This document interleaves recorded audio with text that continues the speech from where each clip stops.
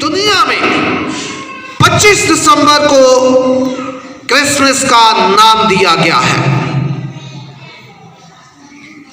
बरसगीर पाक व हिंद की कलीसियाओं ने 25 दिसंबर को बड़ा दिन करार दिया है।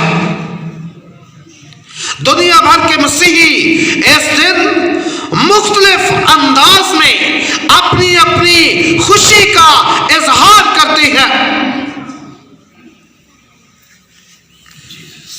पहली बात कि बड़ा दिन क्या है, याद रखिए 25 दिसंबर ज्योग्राफी लिहाज से बहुत छोटा दिन है और रात लंबी है। फिर इसे बड़ा दिन क्यों कहा जाता है?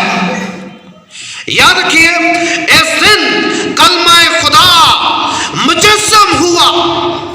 इसी दिन कायनात का खालिक और मालिक इंसानी रूप में दुनिया में आया। वो जो लामहदूद है इंसानी बदन में जाहिर हुआ, खालिक मखलूक बन गया, आया। 25 दिसंबर को उसकी जात से मंसूब किया गया है। और मेरे अजीजों, यह भी याद रखिए कि इंसानी तारीख में पैदाइश के दो वाकयात बहुत ही अहम हैं। पहला वाकया आदम की पैदाइश। आदम की पैदाइश खुदा की कुदरत से हुई और कलाम मुकद्दस के मुताबिक तख्लीक का सिलसिला आदम और हवा से शुरू हुआ।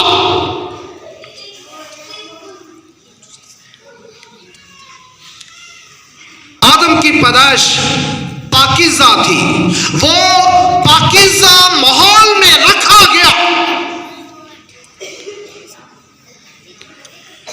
उसकी पाकीज़गी का ये आलम था कि खुदा हर रोज खुद आकर उससे हम कलाम होता था, उससे बातें किया करता था, उसके साथ रफाकत रखता था।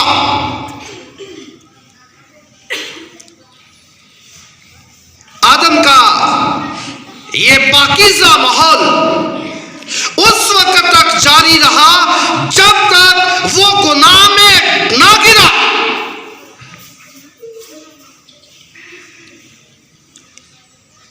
आदम का ज़वाल उसके लिए और उसकी नस्ल के लिए खतरनाक साबित हुआ। इसलिए कि आने वाली नस्ल के लिए पाकीज़गी के अमल को तोड़कर गुनाह और मौत की राहें खोल दी।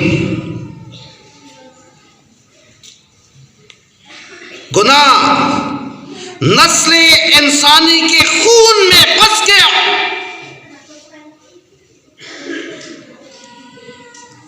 इंसानी बच्चे की पैदाइश के वक्त बेटे बातें ना करें,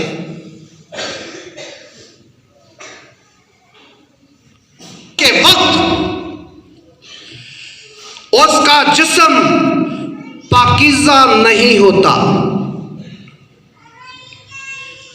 गुनाह इंसान गुनाह विरासत में लेकर आता है। और एक ज़बूर में दाऊद बादशाह कहते हैं, हम अक्सर वो ज़बूर गाते हैं, मैनू विच गुनाह दे जम्या मेरी माई।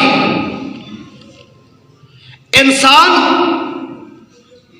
पाकीज़गी की तलाश करते हैं, लेकिन याद रखिए खुदाए पाक ने इंसान को पाकीज़गी की तलाश में भटकने ना दिया।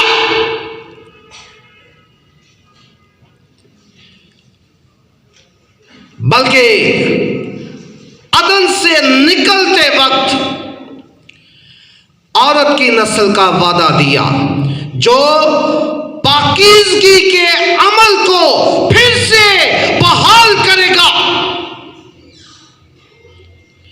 जो भटके हुए इंसान को तलाश करेगा।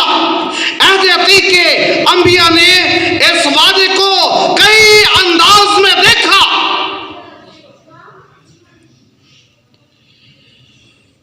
यसाया नबी कहते हैं वो कवारी से पैदा होगा। मीका नबी कहते हैं वो बैतलहम इफ्राता में जन्म लेगा। यसाया नबी नबूवत की निगाह से देखता है कि वो दाऊद के तख्त पर बैठेगा। और यसाया मजीद कहते हैं कि उसका नाम अजीब, मशीर, खुदाए कादर, अब्दियत का बाप और सलामती का शहजादा होगा।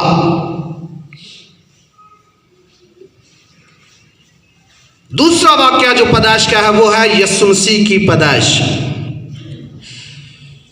यीशु मसीह की पैदाइश फौकुल फितरत थी। यीशु मसीह की पैदाइश पाक रूह की कुदरत से थी।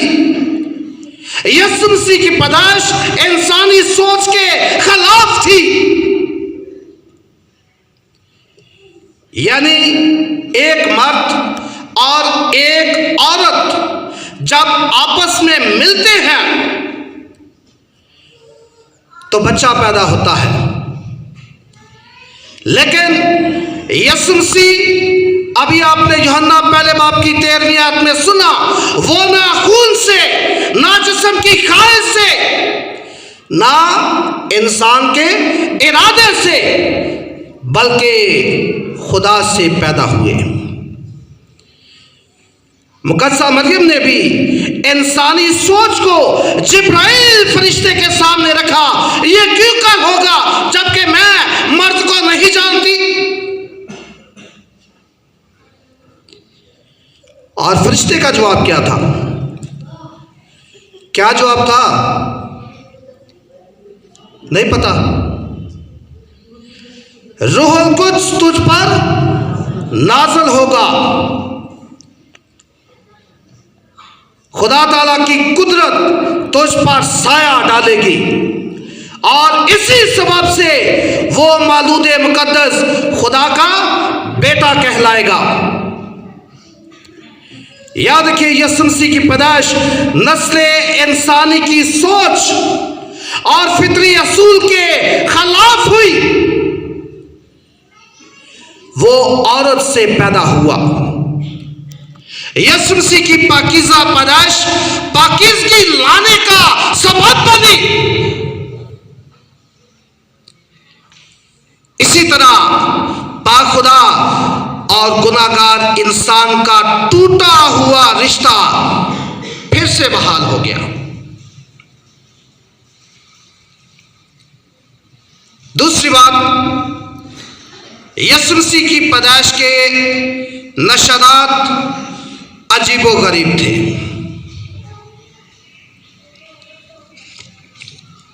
उसकी पैदाइश की खबर आसमानी मखलूक ने दी। फरिश्ते ने पैगाम सुनाया, आसमानी कवार ने सुलह का नगमा गाया।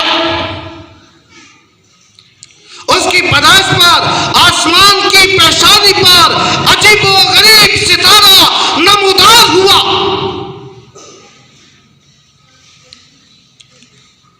मुख्तलिफ ममालिक से मजूसी उसे सिजदा करने आए। वो सितारे की रहनुमाई में यीशु मसीह तक पहुंचे। चरवाहों ने गवाही दी, हमने फरिश्तों से पैगाम सुना, हमने उसे देखा, उसे सिजदा किया। और याद रखिए, उस जमाने में महसूल लेने वाले और चरवाहों को गुनाहगार माना जाता था। उनकी गवाही कबूल नहीं की जाती थी, लेकिन फिर भी चरवाहों ने गवाही दी। मेरे अजीज भाइयों और बहनों, आज हम बड़ा दिन इंसानी रवाज, तरीके और सोच से मना रहे हैं। कहीं क्रिसमस ट्री सजा रहे हैं, कहीं हम चर्च को रोशनियों से आरास्ता कर रहे हैं, कहीं घरों और चर्चेस में व्हाइट वॉश हो रहे हैं। लेकिन बड़ा दिन हमें याद दिलाता है कि हम अपने घरों और अपने बदनों को सजाने की फिक्र ना करें, बल्कि अपने दिलों को हर तरह के गुनाह से पाक करें, ताकि हमारा खुदावंद हमारे दिलों पर हुकूमत करे। याद रखिए, वो आसमानी शहजादा हमें गुनाह की दलदल से निकालने के लिए इस दुनिया में आया। और मेरे अज़ीज़ों, अक़वामे आलम के पास नजात की कोई जमानत नहीं। यीशु मसीह हमारी नजात का ज़ामिन है। दीगर मज़ाहब नजात के लिए जंग कर रहे हैं, वो अमाले हुस्ना पर जोर देते हैं, वो दीगर मज़ाहब के लोगों को कत्ल करके सवाब कमा रहे हैं, जबकि यीशु मसीह के पैरोकार दुनिया में सुलह और मेल मिलाप का पैगाम दे रहे हैं। वो सुलह के शहजादे की आमद की खबर दे रहे हैं। वो बता रहे हैं कि सुलह का शहजादा दूसरी बार आने वाला है और अब वो एक मुनसिफ हाकिम की हैसियत से आ रहा है, नेकों को जजा देने और बदकारों को सजा देने। लेकिन आज वो सबको दावत दे रहा है। ये दावत शख्सी भी है और इज्तिमाई भी है।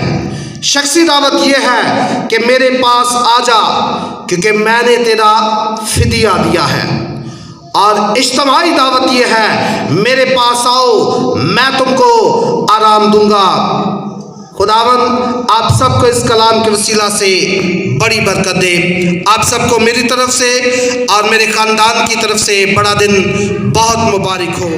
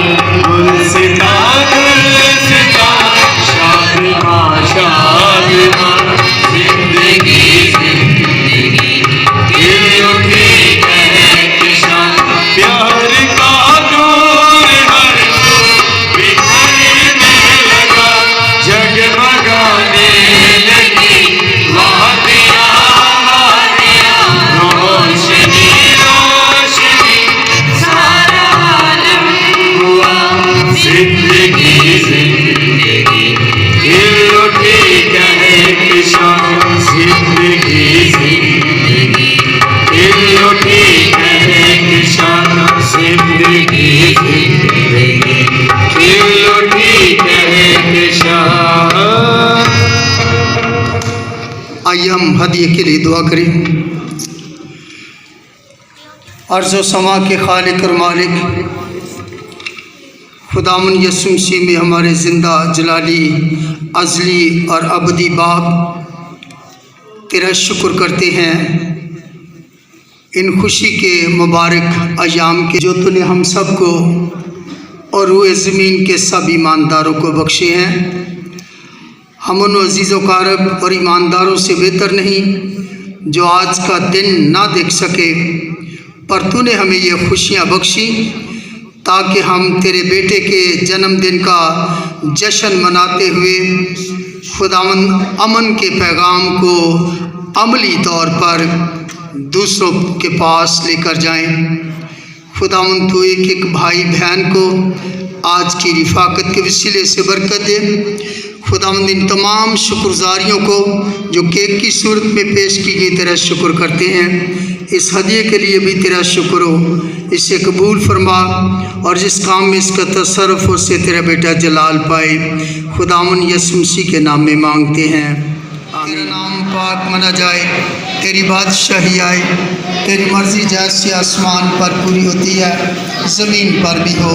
हमारी रोज़ रोटी आज हमें दे, और जिस तरह से हमने अपने कर्जदारों को माफ़ किया है, तू भी हमारे कर्ज हमें माफ़ कर। हमें आजमाइश में न ला बल्कि बुराई से बचा, क्योंकि बादशाही, कुदरत और जलाल हमेशा तेरी है। आमीन। और अब हमारे खुदावन यीशु मसीह का फजल, खुदा बाप की मोहब्बत, पाक रूह की रिफ़ाक़त शराकत आपसे लेकर हमेशा तक हम सबों के साथ और हुए ज़मीन के सब ईमानदारों के साथ होती रहे।